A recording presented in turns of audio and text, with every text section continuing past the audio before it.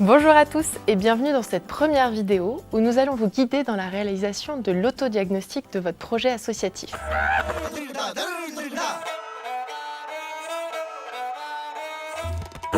Il y a différents objectifs qui peuvent vous amener à réaliser ce genre d'autodiagnostic.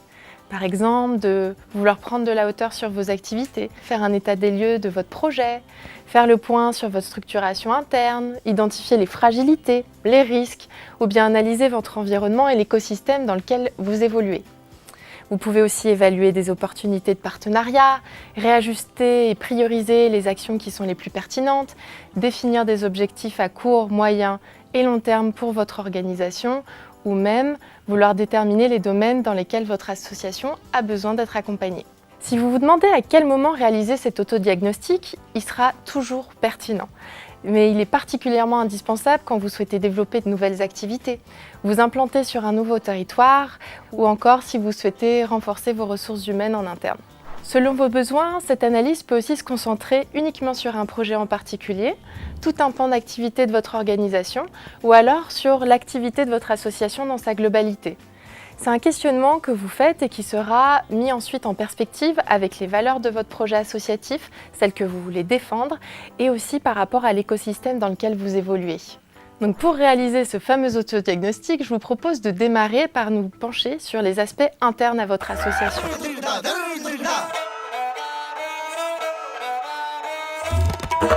La première étape, c'est d'analyser les orientations stratégiques de votre projet, autrement dit ce que votre association veut faire au quotidien. Donc pour cela, il est nécessaire de vous poser les questions suivantes.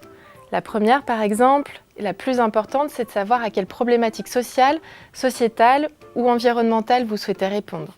Quelles sont la vision, la mission et les activités de votre association ? Demandez-vous quelle est la raison d'être de votre projet, pourquoi est-ce qu'il existe, quelle est sa spécificité et comment vous allez vous démarquer par rapport à des projets qui répondent à la même problématique. Réfléchissez aussi à quel est votre public cible, quels sont ses besoins et quelles sont les valeurs que vous souhaitez défendre avec votre projet. Et enfin, quels sont les résultats que vous attendez de votre projet et comment vous allez vous assurer que ces objectifs ont été atteints. Est-ce que ces résultats vous permettent de réellement répondre aux besoins de votre public cible que vous avez identifié ? La deuxième étape de cette analyse interne, c'est d'étudier les ressources et compétences qui sont nécessaires à votre activité.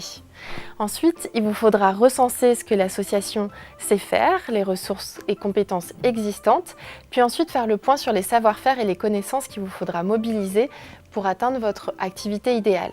La première chose, c'est de distinguer les activités principales des activités de soutien de l'association. Les activités principales sont celles qui contribuent directement à la production des biens et des services qui sont proposés par votre projet associatif. Ensuite, vous pouvez énumérer les activités de soutien. C'est ce qu'on appelle les fonctions support, celles qui viennent en appui de l'activité principale de l'association et qui soutiennent l'infrastructure. On les appelle les ressources humaines, les fonctions administratives par exemple. Vous pouvez ensuite lister ces compétences clés qui sont nécessaires pour pouvoir mener vos activités à bien. Ça peut par exemple être de l'animation, du plaidoyer, du management, la formation de personnes, la comptabilité ou encore l'expertise sur un secteur en particulier. Enfin, en troisième, je vous invite à vous interroger sur l'organisation interne de votre association. Est-ce que du coup votre association possède toutes les compétences qui sont nécessaires pour atteindre vos objectifs ? Est-ce qu'il est nécessaire d'acquérir ou de développer de nouvelles compétences ? Et enfin, comment vous allez répartir ces différentes missions au sein de l'association ? Est-ce que cette répartition est viable pour pouvoir mener les activités à long terme de l'association ? Donc une fois que vous aurez le détail de l'ensemble de ces éléments, vous pourrez faire émerger les performances, les faiblesses de votre association au regard de sa structuration interne. Votre autodiagnostic touchera aussi à d'autres aspects de votre projet comme la gouvernance, le modèle économique. Et tous ces aspects-là vous seront détaillés dans la suite de ce MOOC. Nous avons abordé ensemble l'autodiagnostic des aspects internes de votre projet associatif. Il s'agit maintenant de creuser le sujet de l'écosystème, c'est-à-dire les aspects externes, pour bien comprendre comment interagissent les différents acteurs, identifier les opportunités et les potentiels d'action et même de co-construction avec eux.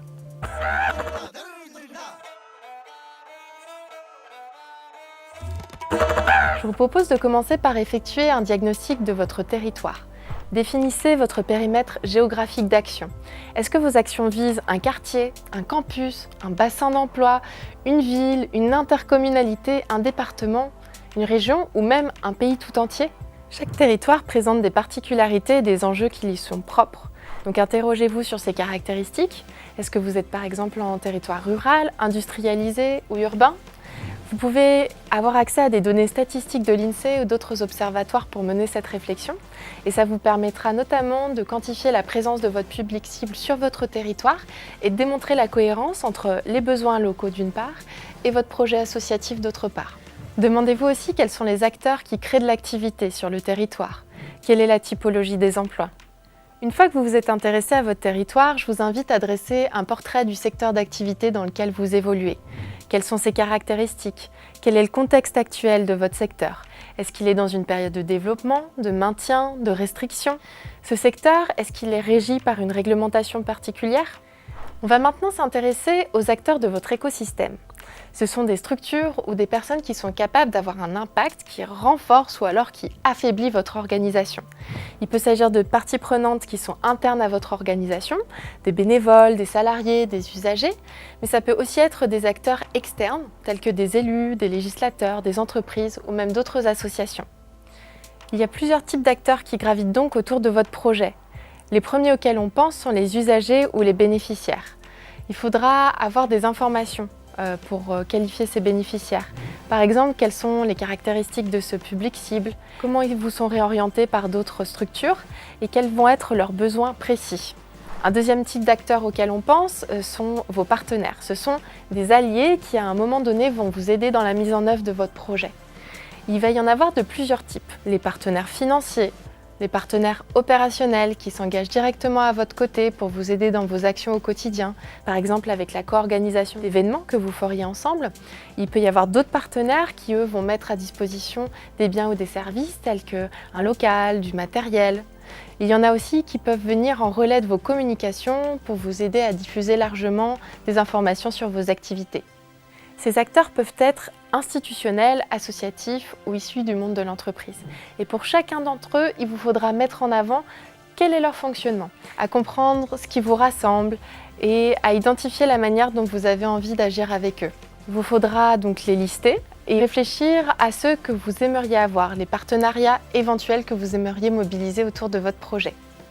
Pour bien comprendre votre écosystème, il vous sera aussi très utile d'identifier les organismes qui sont positionnés dans le même champ d'action que votre association. Pour établir cette liste d'organismes, vous pouvez notamment vous adresser aux chambres de commerce, aux CRES, qui sont les chambres régionales de l'économie sociale et solidaire, aux pôles de développement ou encore aux maisons des associations. Il vous faudra identifier en détail les actions qu'ils mettent en place, leurs valeurs, leurs moyens d'action, leurs spécificités et leur périmètre d'action. Une fois que vous aurez listé ces différentes parties prenantes, il vous faudra qualifier les relations que vous souhaitez entretenir avec eux. Est-ce que ce sont des décideurs, des facilitateurs, des alliés, des potentiels adversaires? Est-ce que vous êtes dans une situation de dépendance financière, de partenariat, de collaboration ou encore de concurrence vis-à-vis d'eux? Est-ce que vous avez de la marge de manœuvre dans la manière dont vous allez interagir? Est-ce qu'il serait même parfois intéressant de mettre en place un projet interassociatif pour que vous puissiez ensemble avoir un impact plus large? Une fois l'ensemble de cette analyse complétée, vous aurez une vision détaillée de votre association quant à son organisation, ses moyens humains et financiers, ses usagers, son secteur d'activité et les autres parties prenantes. Ça va vous permettre de faire émerger les enjeux qui sont clés pour l'association. Ceux qui concernent l'activité, la gouvernance, les ressources financières ou l'organisation interne de votre structure. Et l'identification de ces enjeux, elle va vous être indispensable pour la poursuite de ce MOOC et notamment pour identifier vos besoins en termes d'accompagnement, qui est le sujet phare de la prochaine vidéo. Grâce à toute l'analyse que vous avez menée lors de votre autodiagnostic, vous avez pu déterminer et valider collectivement les enjeux qui sont décisifs pour votre association. Et il vous faut maintenant définir une stratégie à court, moyen et long terme pour répondre à chacun de ces enjeux. Il vous faudra pour cela déterminer les moyens, les ressources, les échéances et les indicateurs en lien avec les valeurs et visions de l'association. Votre plan de développement doit être construit en accord avec les différentes parties prenantes du projet et notamment avec celles qui seront les plus impactées, qui seront celles qui auront à le mettre en œuvre. C'en est fini de cette première vidéo, j'espère qu'elle a répondu à vos attentes et qu'elle a répondu aussi à vos questionnements sur le sujet de l'autodiagnostic, mais surtout que ça vous aura donné envie d'aller plus loin dans ce MOOC.